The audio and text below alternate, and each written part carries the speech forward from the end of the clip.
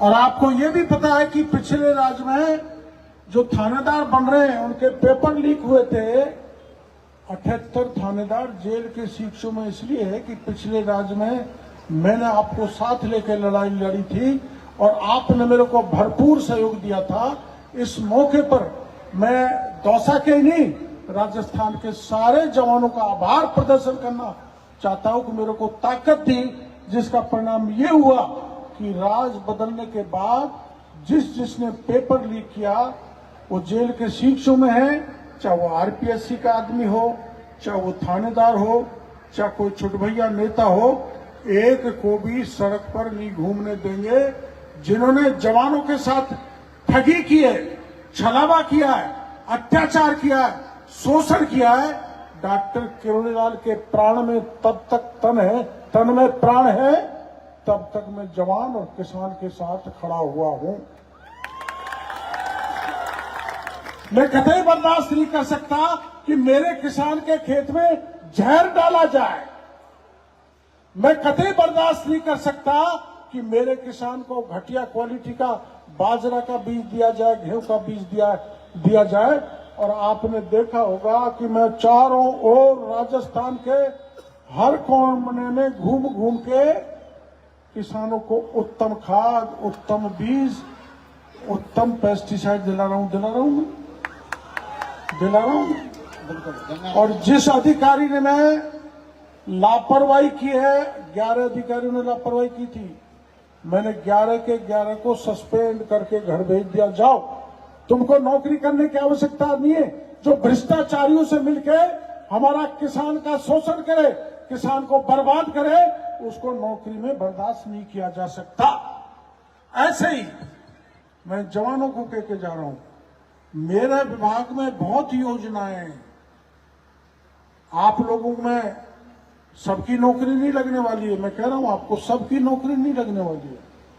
और जितने भी हमारे नेता घूम रहे हैं ना सोशल मीडिया पे, कुछ मेरे खिलाफ भी डालते हैं, कुछ मोदी जी के खिलाफ भी डालते हैं, बहुत कम राहुल गांधी जी के खिलाफ डालते हैं। ये जैसे जो भी इतने लोग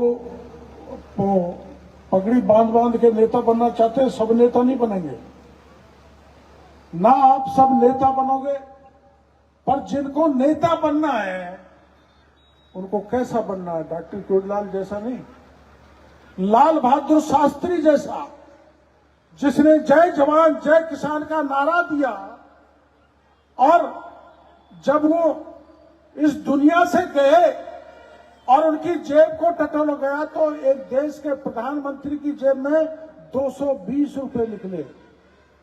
और प्रधानमंत्री रहते हुए, सुनो भाई जवानों, जितना अनुकरण कर सके उतना करना। जब वो देवलोक सधारे, प्रधानमंत्री रहते हुए उन्होंने एक एम्बेसडर कार लोन पे ली थी, बैंक के लोन, और जब इस दुनिया से गए तब लोन बकाया था। मरने के बाद लाल बहादुर शास्त्री की मां ने उस कार का लोन चुकाया था। क्या ऐसा नेता बन सकते हो आप लोग? Yes sir. अगर राजनीति माना है तो ऐसा ही करो, और अधिकारी भी बनो तो वैसा ही बनो। सरदार वल्लभ भाई पटेल ने 543 रियासत थी अपने देश में, रजवाड़े थे, बड़े बड़े रजवाड़े थे। देश आजाद हुआ, सारे रजवाड़ों को, देश के सारे रजवाड़ों को एक करके अखंड भारत बनाया। अगर सरदार वल्लभ भाई पटेल नहीं होता तो हमारा देश एक नहीं हो सकता था।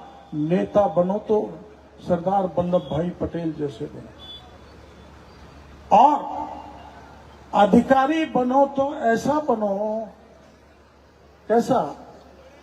जहां एसपी लगो, पुलिस का अधिकारी लगो, तो गुंडों में भय होना चाहिए, बदमाशों में भय होना चाहिए। मां बहन बेटी की इज्जत सुरक्षित रखे, ऐसे पुलिस के अफसर बनने चाहिए, चाहे कुछ भी करना पड़ जाए। और जवान बनो तो कैसा बनो? अभी जो पाकिस्तान को आपको पता है, ऐसा कभी भी नहीं हमारे देश में आजादी के बाद कि कई सैकड़ों किलोमीटर अंदर घुस के हमारी सेना आतंकवादियों को, अड्डों को ध्वस्त कर आई। जवान बनो तो ऐसा बनो। इसलिए मैं जवानों का आह्वान करना चाहता हूं, आपके मां बाप ने सपने देख रखे हैं कि मेरा बेटा बड़ा अफसर बनेगा, बड़ा अधिकारी बनेगा, मेरे सपने पूरे करेंगे, और मां बाप के सपने पूरे करोगे तो मेरे देश का सपना पूरा करने में भी आप सफल होंगे।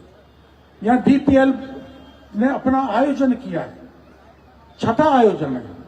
मेरे को बुलाया, डीपीएल की पूरी टीम को, पूरे संयोजकों को, पूरे आयोजकों को मैं बहुत बहुत धन्यवाद देना चाहता हूं कि मेरे छोटे भाई के चुनाव हार जाने के बाद मैं पहली बार इतनी भीड़ में दौसा की जनता को देख रहा हूं। मैं उनको प्रणाम करता हूं, ताली बजाओ। अगर ये टीम मेरे साथ नहीं लगी हुई होती उपचुनाव में तो जमानत जब्त हो जाती। इस टीम का ही परिणाम है कि हमारी इज्जत रहेगी, और इस दौसा ने मेरी सदा इज्जत रखी है, मेरे परिवार की रखी है। और एक बार तो ऐसी रखी कि मैं निर्दलीय चुनाव लड़ा, और ऐसा लड़ाया आप लोगों ने कि कांग्रेस की भी जमानत जब्त कर डाली, बीजेपी की भी जमानत जब्त करा डाली, और बाबा को दिल्ली में भेज दिया। ऐसी जनता का मैं एहसान कभी भी नहीं भुला सकता। तिल तिल में मेरा एहसान समाया हुआ।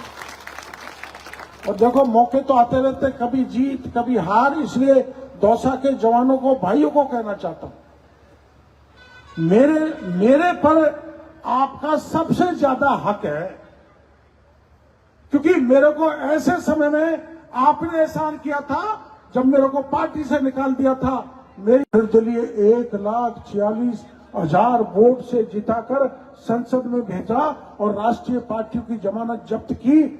ये देश में एक रिकॉर्ड है, जिसके कारण मैं आपके कारण उसको तोड़ पाया हूं। आपका ऐसा आशीर्वाद सदा मेरे पे बना रहे।